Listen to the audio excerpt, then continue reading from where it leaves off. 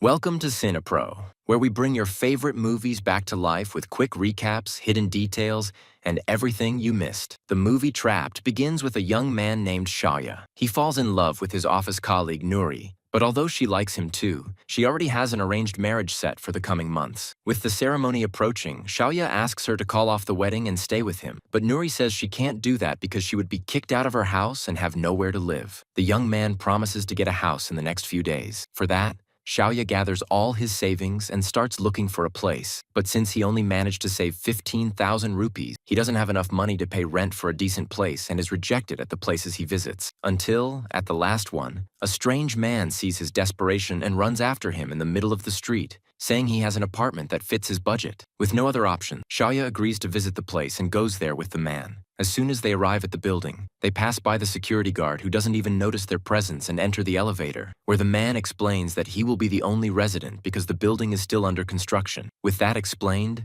they go to the 35th floor and Shaya is delighted with the apartment, which is already furnished and in perfect condition, except for the door, which is stuck and even with the key is hard to open. He doesn't mind this detail and agrees to rent the apartment, where he spends the night happy with this new acquisition. The next morning, Shaya wakes up very early and starts getting ready for work, but the place is completely without water and he can't brush his teeth. Unable to miss work, Shaya gets ready anyway and leaves the apartment. However, at the moment he calls the elevator, Nuri calls him, making him realize he forgot his phone on the bed. He goes back, unlocks the door, and answers the call, saying he'll take her somewhere special after work. But while talking on the phone, he doesn't notice he left the door open until a gust of wind slams the door shut, trapping him inside. Since he left the key outside, Shaya tries to turn the knob to open the door, but ends up forcing it too much and the object breaks in his hand. At that moment, the young man goes to the kitchen cupboard, grabs pliers, and again tries to open the door, but without success. Realizing he won't be able to get out on his own, Shaya calls a locksmith and asks him to come to the apartment, but his cell phone dies right as he's giving the address. That's right, folks. His phone didn't charge overnight because the socket had a bad connection. Once he realizes this, the man puts his phone on the charger and turns on the air conditioner while waiting for the battery to recharge. However, somehow this overloads the electrical system, leaving the whole building without power. Now locked inside the apartment, unreachable, without water and electricity, Shaya's nightmare begins. Desperate to get out, he starts banging on the door latch with the pliers but realizes it won't work when he opens a wound on his own hand. He then runs to the balcony and starts shouting, trying to get someone's attention from the street, but he's too high up to be heard. Realizing no one will come to help, Shaya tries to rub the phone battery against his pants to energize it with static electricity, but obviously it doesn't work. For that to work, he would need to rub it at an absurd speed. Frustrated, the young man throws his phone away but soon has another idea and retrieves it to try charging it with sunlight. But that doesn't work either. Luckily, he didn't start a fire. After that, he gives up and just sits on the sink, thinking about life. But during the night, he decides to grab a flashlight and cover it with a red cloth, making a kind of emergency light. But even though it's a good idea, no one can see him. On the morning of the second day, Shaya goes through all the rooms, checking if the power or water has returned. And when he realizes it hasn't, he grabs a pot and starts banging on the protective grill, again trying to get people's attention. But that doesn't work either. In a desperate act, Shaya tears the TV off the wall and throws it through the bars to try to get the building's security guard's attention. But the old man is practically deaf and hears nothing. After that, the young man notices some cardboard boxes on top of the cupboard and decides to use them to write a message. He then grabs the boxes and starts separating some pieces to write. But what exactly to use as ink? Thinking about this, Shaya starts searching the house for some material until he finds a tube with a green substance, which he uses to finally write a plea for help and say where he is. With the message written, Shaya goes to the balcony and throws it through the bars. But unfortunately, the cardboard falls straight onto the roof of a house and he needs to write a second message. This time, he throws the cardboard in another direction. But even so, the message lands on top of another building and, frustrated, he goes back to the kitchen to write another plea for help. But that green substance runs out. After failing to find anything else to write with, he opens that, wound on his hand that he made the day before, and uses his own blood to write the message. With that done, he throws the cardboard, which this time finally lands on the terrace of a house. Now it's just a matter of time until someone sees the message and comes to rescue him. But no one shows up, and the second day ends with him watching people partying outside. During the night, the guy goes to get a pack of cookies to eat when he starts hearing a strange noise, and when he shines his light around, he sees a huge rat staring intently at the pack. As always, terrified of rats,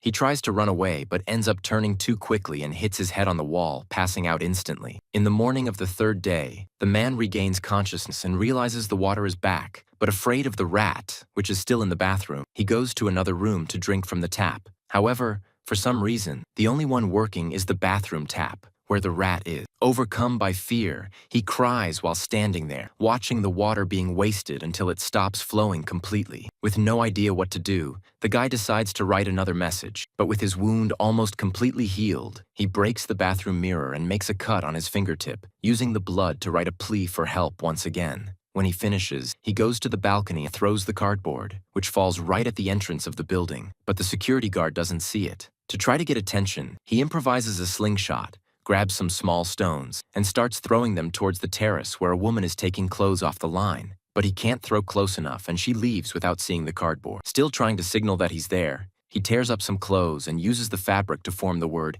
"help" on the balcony. But since it's nighttime, no one can see. The next morning, the security guard finds the cardboard at the building entrance but ignores it, thinking it's some kind of prank by kids. However, almost simultaneously, after 3 days, the woman finally finds the plea for help and drops her clothes to try to save him. But as soon as she arrives at the building, she meets the security guard who says the building is still under construction and no one is living there. Finding the whole situation strange, the woman still insists that someone might need help and goes to the elevator. But since the building has no power, she starts walking up the stairs until halfway. She realizes the lower floors are really empty and decides to go back home, while he is a few floors above, trying to get her attention. After realizing she left, the man gets frustrated that another plan failed and decides he'll do anything to be noticed. He remembers the plea for help on the balcony, grabs a box of matches, and makes a kind of improvised torch, which he uses to set the fabric on the railing on fire. That way, it's practically impossible for no one to see. As soon as he realizes it's working, he runs to the bedroom and brings the mattress to burn it, making an even bigger flame. But the fire starts to get out of control, and he has to spend the entire night awake putting out the flame so he doesn't get burned alive. Tired and having eaten or drunk nothing for the last 5 days, he starts eating whatever he finds in the apartment to avoid malnutrition. However,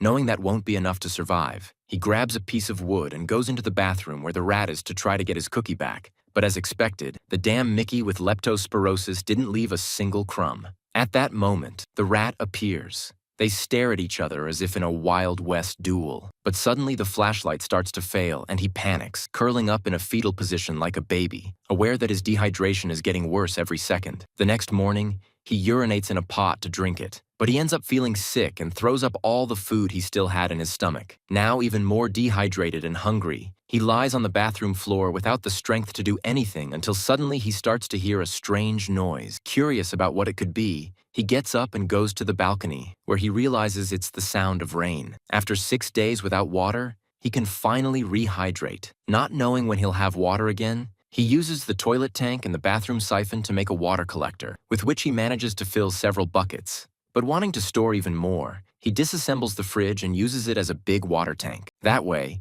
he has water for several days and can finally take his first shower in the new apartment. On the 7th day, he decides to use the slingshot he made to hit a pigeon that landed on the balcony. And even though he's a vegetarian because of his religion, he plucks the animal and makes an improvised campfire to cook the bird's meat. But the moment he leaves to go to the bathroom, the damn filthy rat takes the opportunity to eat the pigeon. Angry at the thieving rat, he starts running around the apartment after the rat until he manages to catch it by the tail, saying he's going to eat it, but ends up giving up and lets it go, making the animal pass out from the fall. With the sanity of the Joker and Deadpool combined, he puts the plague-ridden Stuart Little in a plastic box and feeds it pigeon meat while they spend the whole night talking. The next morning, the guy starts taking the other floors of the building with a piece from the mirror until he discovers that the apartment on the 30th floor still doesn't have the balcony bars, meaning if they manage to find a way to cut the tubes that keep him there, he can go down and escape through the front door. Without really knowing how he'll do it, Zara starts to come up with a plan with his rodent friends so they can get out of there. But with only a broken fan blade, a fuse, and a pan to cut the tubes, it will definitely be a slow process. Knowing this, the man begins his long journey to saw through the bars and finally escape. But with these tools being dull, Several days go by and he can't even cut halfway through the tube. Trying to speed up the process, he improvises a kind of blowtorch to heat the tube and make it more malleable. That way, he finally manages to make some progress, but still, the whole process continues to be slow, and with no more pigeons to catch, he has to eat everything he finds to survive, from ants to bigger insects like cockroaches. Thinking he's close to escaping, Zarya finally frees the wild rat and keeps sawing the iron bar until he takes a break to hydrate with the water, which is now completely murky. But this was a big mistake, because soon he starts to feel sick and once again throws up everything he ate, until he finally faints. The next morning, Cher wakes up completely exhausted but still doesn't give up. He puts on his clothes and goes straight to the balcony, where he keeps kicking the bars until finally one tube breaks. At last, after 2 weeks trapped, he finally finds a way out. Even practically without strength, he hangs himself outside and slowly starts descending the floors until he reaches the 30th floor, where he notices another problem. Since there are no protective bars, there are also no tubes to hold onto. So, one wrong step, and he's done for. Having come too far to simply give up, Cher goes back to the 31st floor and fastens his belt to one of the tubes, making a kind of improvised safety rope with his extremely professional equipment. He starts hanging from the belt until he finally manages to put the tip of his foot on the railing and walks slowly along the bars until he reaches the balcony. But when he tries to open the door, he realizes it's locked. Completely exhausted from everything going wrong, Shawari summons the rest of his strength and starts kicking the glass like crazy until he finally manages to break part of the door. Afraid something else might go wrong, Cher walks slowly to the main door. But when he pulls the handle, the door opens without difficulty. So, after so many days, the guy finally achieved his long-awaited freedom. Even extremely debilitated due to his unhealthy diet and countless days without water, he goes down the 30 flights of stairs and walks alone to the hospital. After a few days unconscious in the ICU, Cher wakes up with Noonies crying beside him, believing it's out of happiness. The guy starts to smile and tries to hold her hand, but the woman pulls away, revealing she's wearing a wedding ring and leaves. That's right, folks. The woman he loves married someone else, and in the end, it was all for nothing. If you enjoyed the video, don't forget to subscribe to the channel and hit the notification bell to get more new videos. See you next time.